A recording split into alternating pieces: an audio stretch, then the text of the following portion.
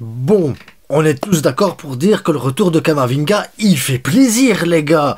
Hendrik titulaire, ça fait plaisir. Non, franchement, ce Real Madrid-là nous a surpris dans un premier temps par des choix audacieux. Et Rudiger avant-centre en fin de match, franchement, c'était un match incroyable, oui.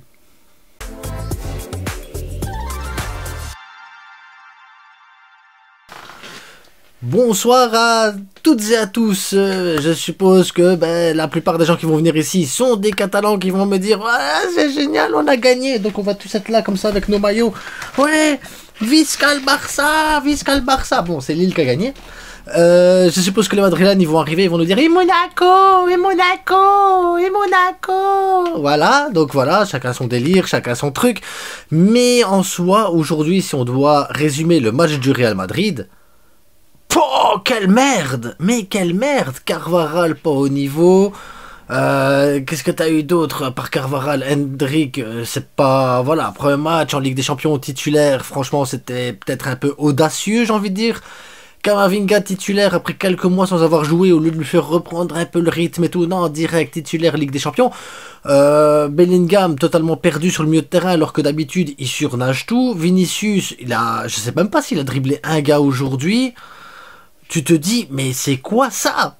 C'est quoi ce Real Madrid là? C'est une dinguerie. Alors, il y a le but sur penalty, ok, il y a penalty et tout ça, mais si tu retires le penalty, le but que Lille a marqué, Lille a totalement dominé le Real Madrid, que ce soit dans le jeu, dans les passes, dans les courses, défensivement, ils sortaient des balles proprement, où le Real Madrid a totalement sous-estimé Lille, mais totalement sous-estimé Lille, où le Real Madrid, je sais pas, ils se sont dit, bah c'est un championnat, on a gagné le premier match, parce que au fin de compte, c'est pas des phases de groupe, c'est un championnat, donc il n'y a rien de dramatique pour les Madrilènes d'avoir perdu un match. Il n'y a rien de dramatique, voilà, c'est ça le truc qu'il faut retenir, c'est qu'il n'y a rien de grave dans ce qui vient de se passer là, même pour le Real Madrid.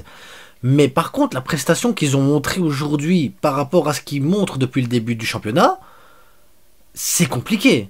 C'est compliqué, les gars, parce que en dehors de Lille, t'as eu du mal contre Las Palmas, du mal contre Majorque, t'as du mal contre les autres clubs, c'est vraiment compliqué. Il y a un ou deux matchs où tu sors un peu du lot, mais en soi, tu te dis, mais c'est quoi cette catastrophe? Mbappé qui rentre pour essayer de sauver les meubles, Mbappé finalement, tu sais, quand l'équipe elle va pas, ça va pas. Parce que ça n'allait pas aujourd'hui. Modric, il se prend encore une jaune parce qu'il est en retard.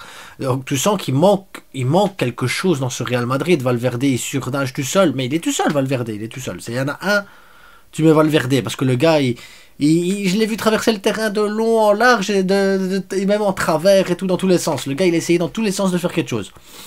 Mais c'est compliqué. T'as rien. T'as rien du côté du Real Madrid. Rien ici. Rien, rien, rien. Et Rodrigo, il manque. Toni Kroos, il manque. Défensivement, ça va. Tu sais, s'il n'y a pas la main, tu fais le 0-0. Lille n'a pas eu non plus de grosses occasions. Tu peux retenir ça aussi. Tu peux te dire, ok, le Real Madrid, beaucoup de mal dans la création, beaucoup de mal dans la finition, beaucoup de mal dans les 30 derniers mètres adverses, beaucoup de mal dans le pressing, dans le contre-pressing, beaucoup de mal dans le placement. Mais tu peux te dire encore, défensivement, ça a été. Parce que s'il n'y a pas le penalty, je suis pas sûr que Lille marque un but. Très franchement, je suis pas sûr que Lille marque un but parce que Lille n'a pas eu de grosses occasions comme le Real a eu pendant les 10 dernières minutes. Parce que 10 dernières minutes, Chevalier, là, il va te sortir 3-4 arrêts. Tu te dis, mais putain, ça rentrera pas. Ça rentrera pas. Tu le sais, tu le vois que ça rentrera pas. Il n'y a rien qui va du côté du Real. Rien. Mais je vous dis, Vinicius en dessous, tu le ressens. Tu le ressens tout de suite. Hendrik, Ligue des Champions, les gars, Hendrik, Ligue des Champions titulaire, tu pouvais le mettre titulaire contre tellement d'équipes là en championnat, toi tu vas le mettre titulaire en Ligue des Champions. Et c'est là que je vous dis, Carlo Ancelotti, pour moi, il a sous-estimé Lille. Il a totalement sous-estimé l'équipe de Lille. Parce que Hendrik, Ligue des Champions, Camavinga, il revient de blessure. C'est quand même deux éléments hyper importants, donc ton milieu de terrain n'est pas encore totalement équilibré et bien mis, donc Camavinga laisse des espaces et il a du mal et tout ça. Hendrik, il n'est pas habitué à être titulaire, donc il doit fournir peut-être plus d'efforts, plus de pression aussi dans un match de Ligue des Champions, c'est pas facile, il a quoi, 17 ans, 18 ans, C'est jeune, tu vois, surtout quand t'es pas habitué à jouer souvent. C'est pas comme les gamins du Barça, ils arrivent à 16 ans déjà titulaires parce qu'on n'a pas un rond, donc à 18 ans ils sont presque adultes. Mais lui, là, t'as d'autres joueurs, t'as d'autres possibilités. Et ensuite, le manque d'idées, foutre Rudiger devant, moi ça me rappelle l'époque Barça où tu foutais Gérard Piqué devant et tu dis, GG, sauve-nous le match, s'il te plaît, sauve-nous le match. Et là, tu tapes des centres, des centres, des centres, des centres. C'est quoi ça? C'est quoi ça? Taper des centres, des centres, des centres, des centres. Enfin, je sais pas. Là, ce Real Madrid-là, en Ligue des Champions, même si ce n'est qu'un match, c'est par rapport à ce qui monte depuis le début de la saison que c'est quand même inquiétant. Parce que tu dois pas perdre de points contre l'Atlético Madrid, t'arrives pas à rattraper le Barça. Moi après, je m'en fous, c'est cool pour moi, hein. Moi je regarde le Barça, je kiffe ma vie, je regarde le Real, je kiffe ma vie. Je vois Kamavinga mettre une main, je kiffe ma vie. Je vois les arbitres siffler des fautes, je kiffe ma vie. Tu vois ce que je veux dire? Ouais, c'est pas de problème. Mais là, si t'es supporter du Real Madrid, là, tu te dis qu'il y a un problème quand même. Il y a un problème de fond. La création, elle est inexistante. Les sorties de balles, c'est très compliqué d'avoir des bonnes sorties de balles. Offensivement, il n'y a rien qui va. Il y a rien qui va. Tu mets Mbappé, Rodrigo, Vinicius. Ça a été bien pendant un match et encore une mi-temps, ça a été bien. Tu sens que les automatismes c'est compliqué, tu sens que le milieu de terrain c'est compliqué, des fois tu dois jouer à 4 ou tu dois jouer à 3, donc devant ça veut dire que tu sais pas si tu dois jouer à 2, à 3, donc... Et évidemment, quand au milieu de terrain et ton attaque, t'as pas encore ton équilibre, ben défensivement, tes joueurs ils font ce qu'ils font habituellement, ils défendent, puis ils montent et tout ça, mais comme t'as pas cet équilibre devant, c'est compliqué pour eux de pouvoir combiner et de pouvoir apporter plus que ce qu'ils font habituellement. Ouh. Sans compter que je suis convaincu que Ancelotti a jeté le match à la poubelle. Vous savez, on a parlé du Barça contre Osasuna, que Hansi Flick, voilà, et il a bazardé le match.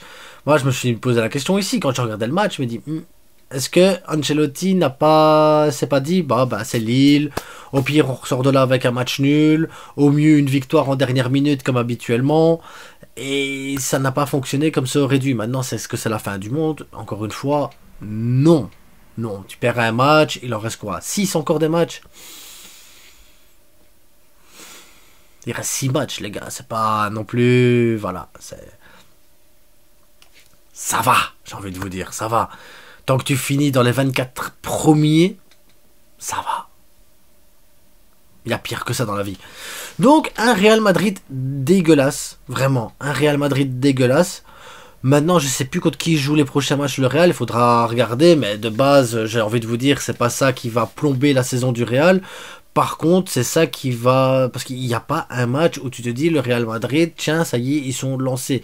Tiens, le Real Madrid, il commence à tourner. Ah, le Real Madrid, ça commence à y aller. Il n'y a pas un match depuis le début de saison où tu te dis, ça y est, ils ont leur équilibre, ils ont leur truc, ils ont ce qu'il faut. Non, on est là, on arrive en octobre, ça veut dire qu'il y a eu une partie en août, septembre. Là, on arrive en octobre, et octobre, il y a des gros matchs. Il y a le Classico qui va arriver, mais tu as aussi Liverpool, je pense, en Ligue des Champions, il y a 2-3 gros matchs. Donc, le mois d'octobre est un mois important, un mois charnière, et je le sens pas, ce Real-là. Je le vois pas transcendant. Maintenant, si je devais, moi, donner ma solution pour le milieu de terrain du Real Madrid, je mettrais Bellingham à la place de Kroos. Vraiment, Bellingham à la place de Kroos. Et Valverde à droite, milieu droit, comme ça ainsi, et je mettrai à gauche un Kamavinga ou un Tchouaméni pour essayer d'équilibrer un peu le truc, parce que Modric, ça va pas du tout, tu peux pas compter sur les autres qui sont sur le banc. Au pire des cas, tu mets un Arda Güler, juste devant Bellingham, comme ça il pourra apporter un peu de création en plus. Et devant, tu mets ton Vinicius, tu mets ton Hendrick, ton Rodrigo, tu mets ton Mbappé à la place d'Hendrick, mais au moins tu sais faire un peu de rotation. Parce que, et je pense qu'avec un Bellingham plus derrière, il pourra apporter sur des longs ballons, sur des longues passes, ouvrir le jeu, récupérer les balles et créer un équilibre. Là, parce que là, ça va pas. Je vous jure, là, tu regardes le Real Madrid, tu te dis, waouh. Ouais. C'est ce Real Madrid-là qui a gagné 15 Ligues des Champions. Bref. Courage à vous, supporters du Real Madrid. Parce que je pense que ça va être compliqué l'équilibre et je pense que Carlo Ancelotti a du boulot. Compliqué de trouver vraiment ce qu'il faut pour consolider ce noyau. En attendant, bah, nous, en tant que supporters catalans, on va profiter des matchs du Real encore. Ça fait du bien, ça fait plaisir. Lille, félicitations à eux, parce que malgré tout, le Real Madrid n'a pas été bon. Mais Lille a poussé le Real Madrid à être mauvais. Lille n'a pas eu peur. Ils ont joué leur football, ils ont tenté leur chance, ils ont essayé, ils ont été bons, ils ont vraiment été très bons en plus, Lille. Ils ont apporté des phases de jeu intéressantes, ils ont beaucoup de passes, beaucoup d'actions, beaucoup de trucs. Donc franchement, Lille, chapeau à eux, parce que je m'attendais pas à une victoire de Lille. La Ligue des Champions, c'est la compétition du Real. Donc à partir du moment où la compétition du Real Madrid, le Real dans sa compétition te sort des matchs comme ça, des prestations comme ça, inquiétant. Inquiétant. En attendant, abonnez-vous, likez, partagez, n'hésitez pas à mettre votre opinion en commentaire. En attendant, on se retrouve demain pour la FAQ Barça qui sortira en soirée, parce que on souffle les gars, oui, faut se poser un petit peu parce qu'il y a trop de matchs. Et à demain, et voilà, portez-vous bien, c'est que du football les gars. Ciao.